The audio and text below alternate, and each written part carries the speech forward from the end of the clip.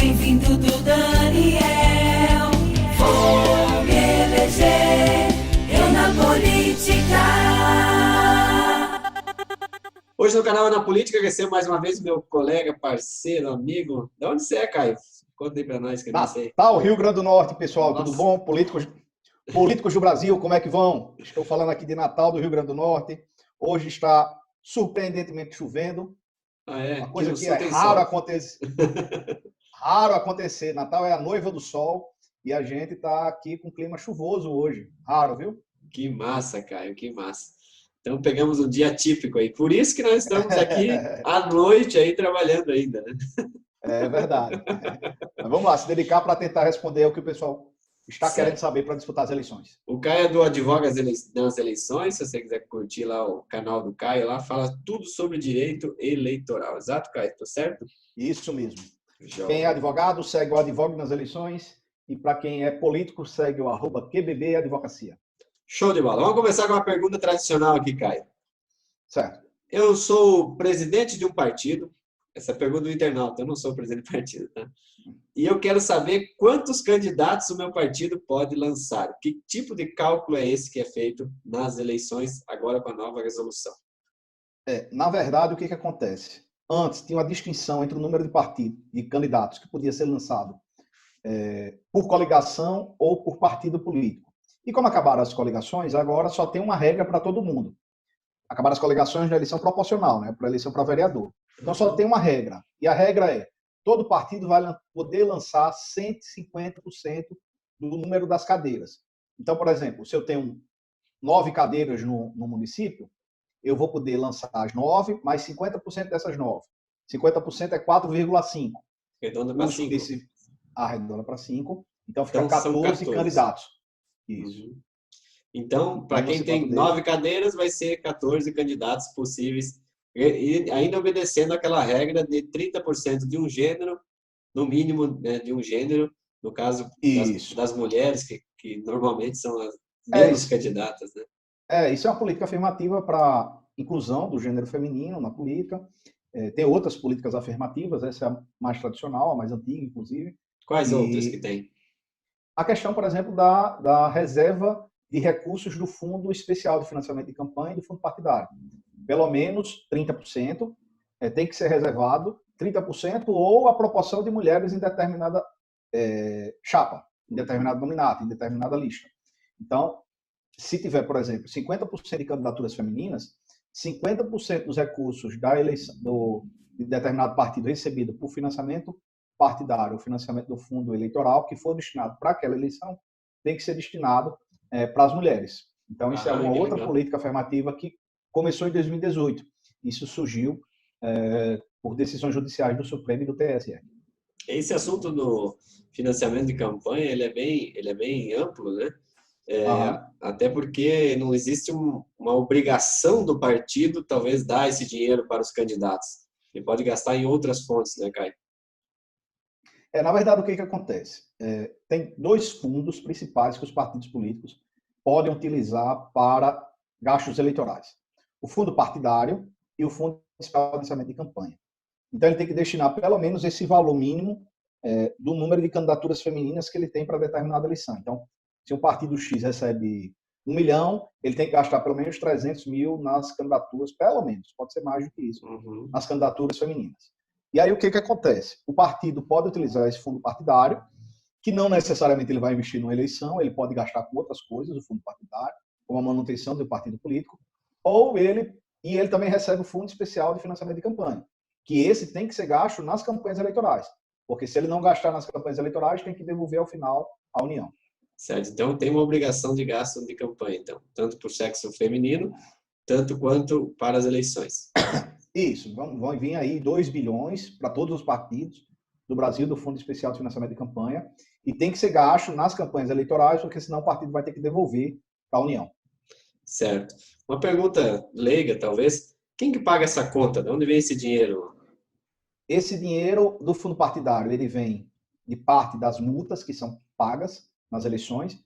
Então, se você deixou de votar, você vai pagar uma multa, esse dinheiro vai para o fundo partidário.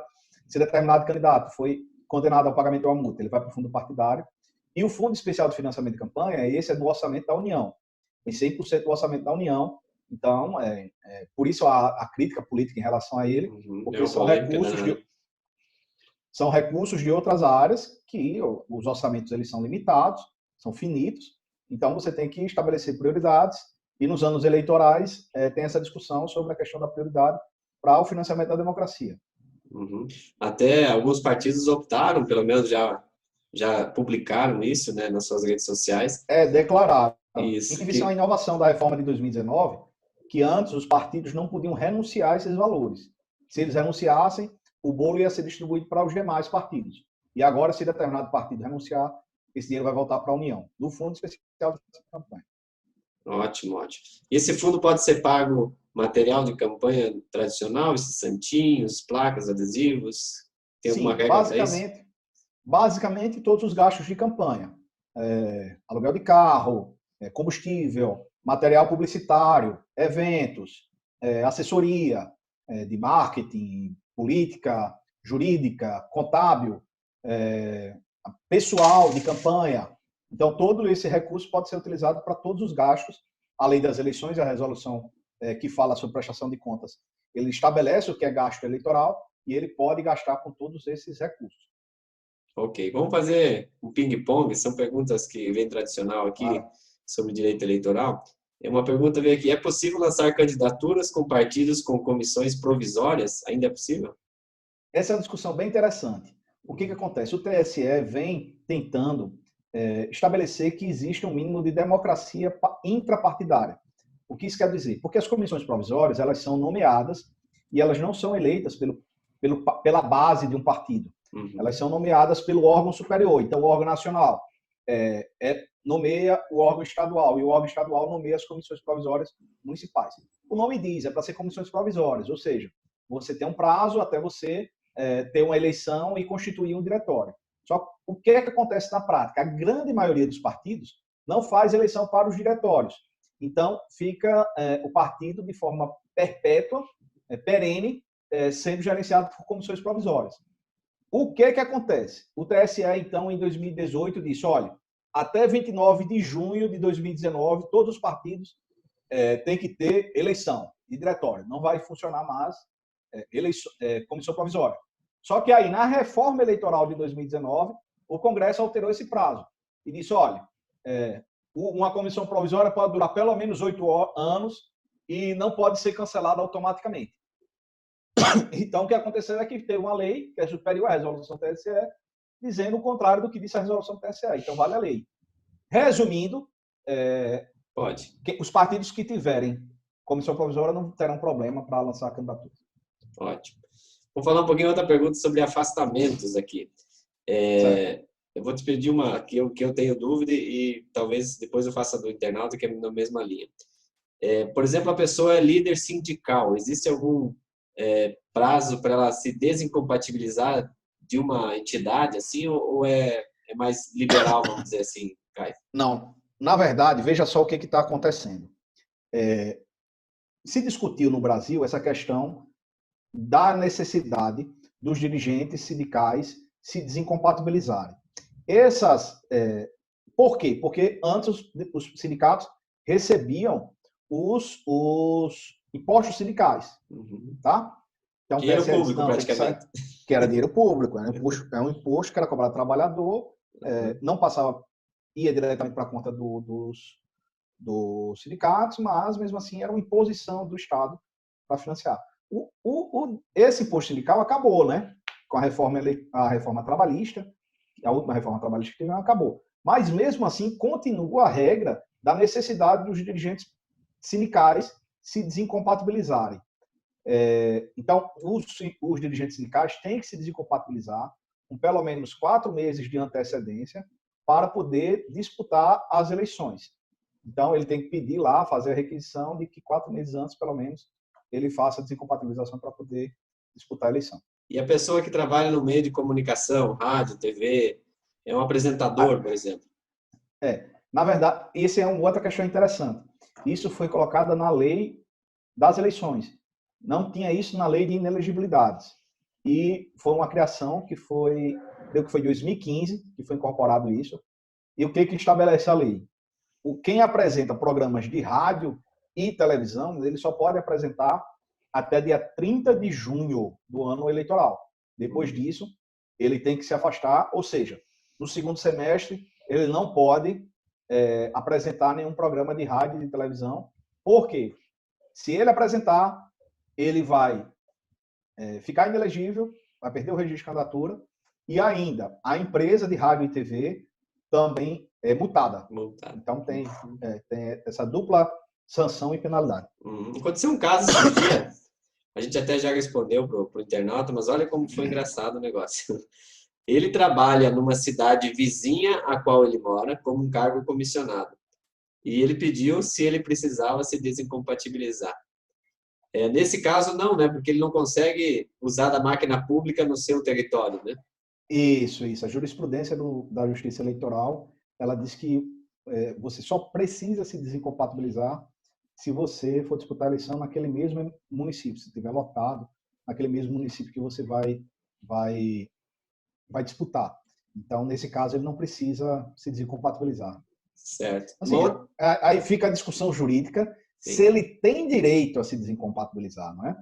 Porque, em tese, é uma concessão que a legislação estabelece para os servidores, para que eles possam se afastar e disputar a eleição. Então, se um município tiver algum problema de negar, ele pode recorrer à justiça e buscar judicialmente esse direito com mandado de segurança para se afastar. Até porque o cargo comissionado ele é provisório, né? O prefeito deu na vontade de trocar. Sim, ele perguntou sobre... ele falou sobre o cargo comissionado, né? Isso. Na verdade, ele tem o cargo comissionado ele é exonerado. Eu estava falando de recorrer ao judiciário, era em relação se ele não conseguiu ao afastamento. Efetivo. É o efetivo, né? É o efetivo, que ele se afasta. O cargo comissionado, ele é exonerado. Certo. Viu outra pergunta bem interessante aqui? Tem alguns partidos que no seu próprio estatuto partidário existe um mínimo para se filiar para concorrer às eleições. E agora que mudou para 6 meses a regra geral, o que os partidos precisam fazer agora para se adequar a essa nova legislação? Eles precisam alterar as regras dos seus estatutos. Agora, eu creio que eu acho que não tem mais nenhum partido que mantenha esse prazo menos de 6 meses. Eu creio que, na verdade, todos já regularizaram, diminuindo esse prazo. Eu não me recordo agora. Eu li alguma coisa, Caio, que o tribunal vai pedir os estatutos também. Eu acho que no registro das candidaturas, ou um pouco antes, até para... Na verdade, os estatutos eles já estão disponibilizados no site do TSE, né? Já? Toda alteração, já. Lá, se você buscar na página lá do TSE Partidos, e você clicar em cada partido, ele tem os estatutos e as alterações de cada estatuto que foram homologadas pelo TSE, porque também precisa ser homologado as alterações estatutárias. Show de bola, Caio. Foi um bate-papo top aqui. Tiramos quase todas as dúvidas aqui do pessoal. Hein? No seu trabalho, que tipo de dúvida mais surge aí, Caio? Só para nós ter uma noção. Olha, o principal é por fase, né? E o principal continua sendo desincompatibilização, porque é uma dúvida geral e, de fato, a legislação é bem confusa quanto a essa questão de desincompatibilização e dos prazos. Então, fica aquela dica que a gente deixou no último vídeo também, tem lá no site do TSE, você busca no Google TSE Desincompatibilização, que ele tem um serviço que você pode consultar os prazos, a necessidade de afastamento, se você tem ou se não tem. E tem outro vídeo aí, na sua edição você vai botar em algum canto aqui, né? Tá bom. Falando sobre me dando isso. Trabalho aí, porque eu ia jogar direto essa entrevista. Pode falar, com vontade. Mas aí você pode buscar lá no site do TSE essa questão para poder... O vídeo anterior a gente fala disso. Inclusive o nome do vídeo é Desincompatibilização, é facinho de achar. Excelente. É verdade. Caio, outra coisa que esse dia me perguntaram, obviamente, mas é uma pergunta difícil de responder. A pessoa pediu se existe um mínimo de candidatos a serem colocados. No caso, se for vereador, vai ter que ter no mínimo 2, né? Porque tem que respeitar os 30%. Então, não pode ser um homem, tem que ser um homem e uma mulher. E se não quiser largar vereador, largar só prefeito, também pode, né? Ou só vice, enfim, né? O diretório é soberano, né? Sim, ele pode lançar, pode não lançar, é da decisão do partido político. Quer lançar só o prefeito? Pode, né? Pode sim, sem nenhum problema. Inclusive, ele pode, por exemplo, um partido, mesmo não lançando candidato a vereador, ele pode participar de uma coligação majoritária e apoiar uma coligação e não lançar candidato. Então, o partido, mesmo sem lançar candidato, ele pode deliberar participar de uma coligação majoritária para a eleição do prefeito e apoiar aquele candidato que não é da sua legenda, do seu partido. Essa regra eu acho que não mudou, né? Eu acho que antigamente até acho que tinha que colocar talvez o vereador, enfim, né? Mas essa coligação ela sempre foi aceita, né, para a majoritária, né? Só agora que mudou para o legislativo. Né? Isso. Confere, Caio, vou deixar você descansar, nós estamos gravando uma sexta-feira aqui, já estamos com os olhinhos baixos. Assim. Fechando já. Vou tomar uma cervejinha para sextar. É verdade. Bom final de semana para ti, meu irmão. Deixa aí mais uma vez o seu copyright aí para o pessoal te seguir aí. Um abraço para o pessoal do Eu na Política, continuem acompanhando, estamos já quase chegando a... 8 meses. 8 meses? 8 meses. 8 meses da eleição. Estamos já chegando na reta final, né? Quase. Entrando pro sprint. Se você analisar que 8 meses, tirando os 3 meses que são mais calorosos ali, então nós estamos apenas 5, na verdade. Né? É verdade. Quem não começou está na hora de começar, né? Então, agradecer o pessoal do Eu na Política, parabenizar quem está se dedicando a esse trabalho. Quem quiser me seguir, se for advogado, segue o Advogue nas eleições. Se você for pré-candidato, candidato, dirigente partidário, nós temos o QBB Advocacia, que tem formação para os políticos do Brasil. Caio, só para finalizar, te agradecer que você respondeu o internauta esses dias também, né? Era um militar isso, né? Ele queria saber para se afastar. Conta aí para nós, que eu nem lembro direito, não sei se tu lembra. Na verdade, era um militar perguntando como é que funcionava a questão do afastamento dele, e a gente respondeu lá a questão de que porque o militar não tem filiação partidária, então ele se filia no ato da convenção. E aí, quando ele registra candidatura, ele já pode se desincompatibilizar. Teve até uma consulta que foi respondida pelo TSE. E aí, lá no vídeo da desincompatibilização que a gente gravou, eu fui lá, porque também acompanho vocês. E a gente, se vocês tiverem dúvidas, a gente aparece aqui para poder responder. Show de bola, Caio. Bom fim de semana, irmão. Um abraço, pessoal. Até mais. Valeu.